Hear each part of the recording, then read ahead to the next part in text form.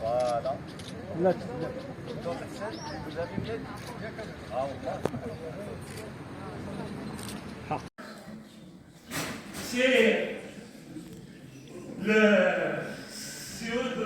les écoles allemandes. Dans les années 80, ils étaient surpris comme quoi les fils d'immigrés, ils avaient un échec scolaire très haut.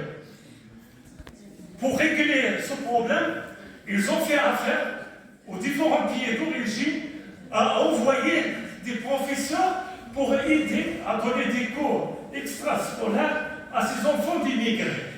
Et il s'est révélé que toutes les nationalités, ils ont amélioré leur rendement. Par contre, celui que vous voyez avec des terrains marocains, le échec scolaire s'est accentué. Je ne suis pas normal. Comment se fait-il? Est-ce que les Marocains, ils sont bêtes, génétiquement parlant? Est-ce que l'on a hérité cette bêtise, on va dire, cette ignorance de leurs parents? Et à la fin, ils se sont révélés comme quoi les profs qu'ils envoyaient pour vous dire, ça n'a pas fondé beaucoup la religion. Il a une certaine relation avec l'échec scolaire, surtout par rapport aux musulmans. Et on voit que pour les Iraniens et les Turcs, ça a amélioré. Par contre, les Marocains, non. C'est le fait que les profs qu'avaient envoyé l'État marocain, ils les envoient toujours jusqu'à maintenant.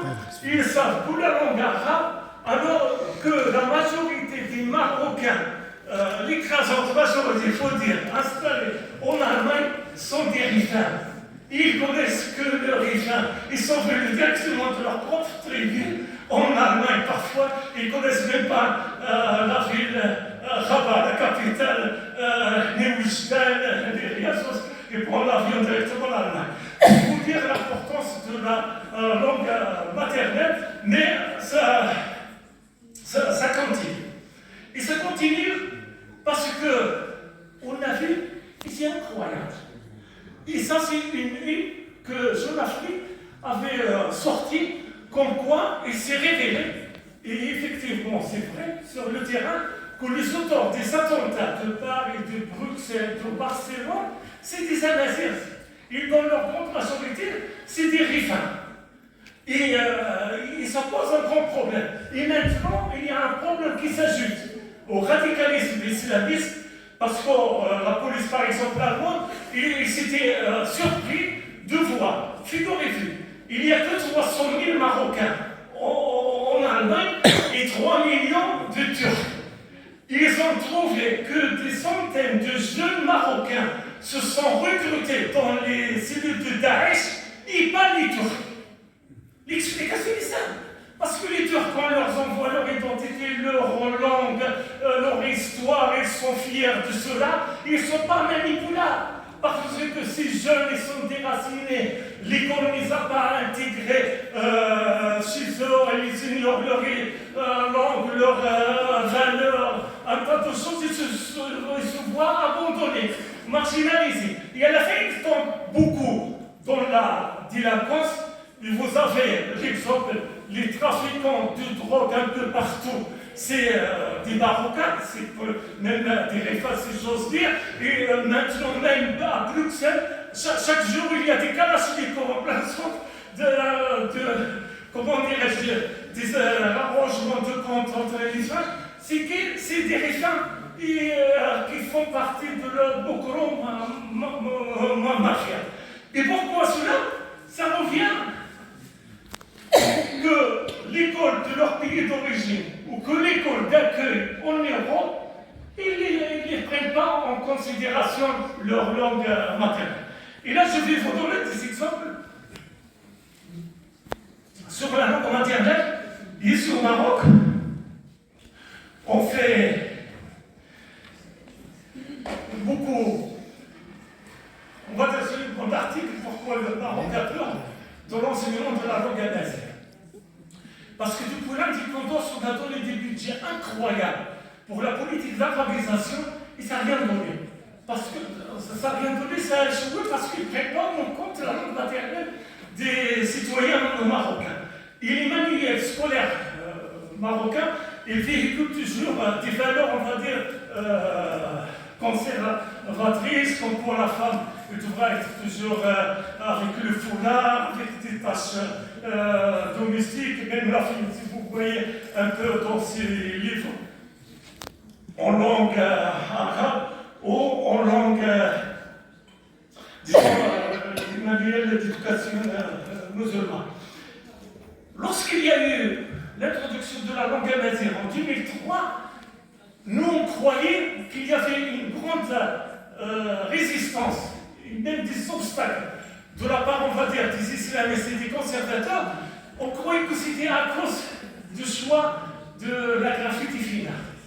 Mais au fond, ce qu'il y a fait peur, et à partir de ministre Chichen, ils ont essayé tous bloquer cet enseignement pour ne pas qu'il aille de l'avant. Et le fait pourquoi, c'est que ça choquer les valeurs véhiculées par les nouveaux manuels que l'Institut royal de la culture amazigh avait élaboré pour son enseignement.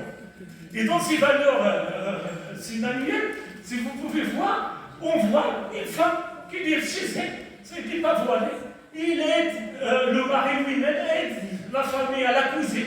Ça veut dire qu'il n'y a pas cette stratification des tâches entre la famille et les enfants eux-mêmes aussi, ils travaillent.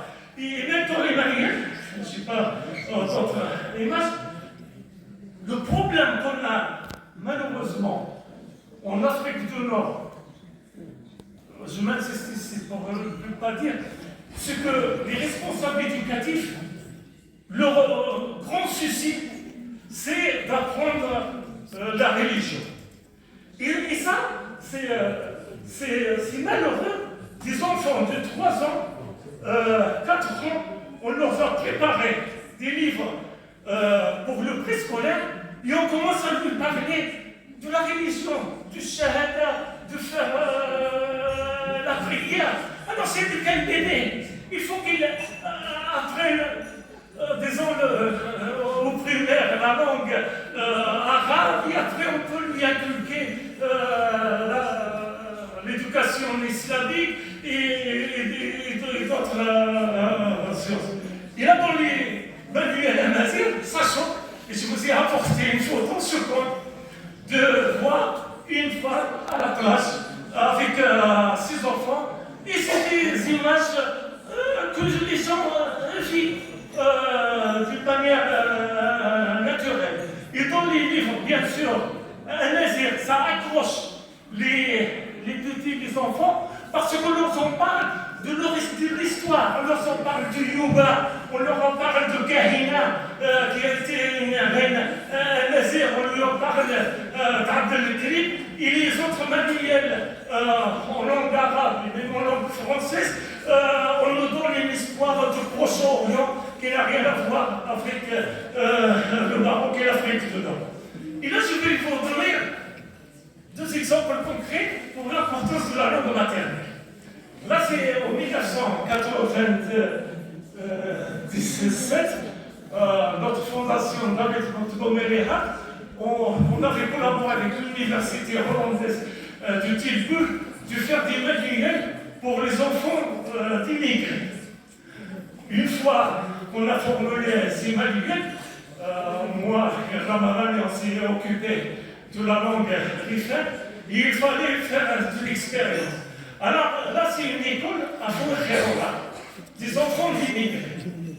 Vous ne pouvez pas savoir, le directeur et tous les professeurs de l'école, ils étaient surpris qu'au moment où je suis venu faire durant 1 mois le test avec ces manuels avec eux, que ces enfants sont devenus tranquilles. Pourquoi? Ils faisaient du bruit, ils étaient toujours en bagarre avec tout le monde. Ils laissaient jamais le prosterner, c'est quoi.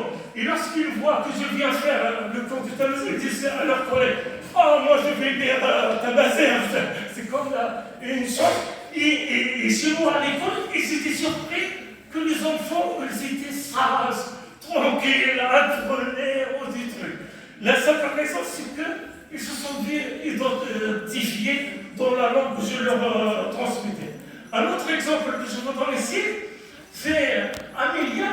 C'est la même chose, on n'utilise pas du tout la langue maternelle dans les écoles. Et là, c'est un professeur à l'école primaire. Il a dit qu'il est passé presque 6 mois pour que les enfants de la primaire, de première année, à apprendre comment écrire leur prénom en espagnol. Et lorsqu'il leur a montré que le Tennessee, il a un certain alphabet propre du truc, Brahim, il a commencé à écrire son prénom au cours de 10 minutes. Le professeur il était surpris. Comment se fait-il avec cette graphie un enfant sans rien lui dire, sans lui dire, juste lui montrer les correspondances entre les alphabets espagnols et il commençait à écrire déjà au Namazé. Et là, c'est ça un peu le problème.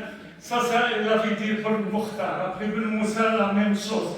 Même le chef du gouvernement l'a dit au Parlement. Et c'est par rapport au rapport de la Banque mondiale qu'il nous dit parfaitement que 3/4 des élèves qui terminent leur cycle primaire au Maroc ne savent ni lire bien, ni écrire.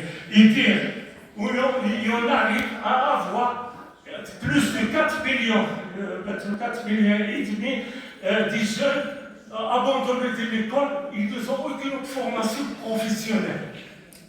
Faites le calcul de 4 millions et demi, alors c'est la population de tout un pays ou du truc. Et là, vous savez, et malheureusement, le Maroc ne prend pas vraiment en compte. La Banque mondiale est arrivée à cette conclusion. Ça fait 4 ans ou 3 ans, pourquoi les politiques éducatives ne sont efficaces qu'à condition d'utiliser la langue maternelle. Ils se sont vus comme quoi, surtout vous avez dans l'Amérique latine, ils ont fait beaucoup de programmes de développement durable, surtout pour les tribus, les sociétés rurales, pour améliorer leur statut social. Les communautés où ils ont utilisé la langue maternelle, ça a donné des résultats positifs. Et les communautés où ils ont utilisé le castillan comme la langue espagnole, comme langue officielle, ça n'a pas donné des résultats. Pour vous dire à tel point, même la Banque mondiale préconise cela. Et un tas de fois, je leur ai rappelé à nos ministères, et bientôt je vais le faire à l'action du ministre de l'Éducation nationale, que la Banque mondiale vous dit, si vous voulez que la réforme éducative réussisse, que les programmes de l'enseignement préscolaire et du primaire donnent vraiment des résultats palpables, positifs, et ça permet l'intégration de nos enfants et de les intégrer après dans leur vie professionnelle, il faut absolument se baser sur la langue maternelle.